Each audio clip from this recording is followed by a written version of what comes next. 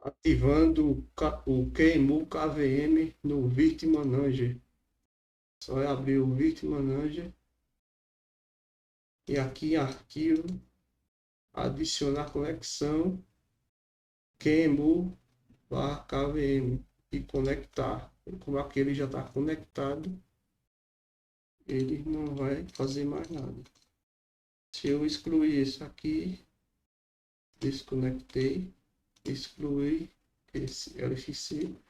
Agora eu vou aqui e conectar e LibreVista LXC.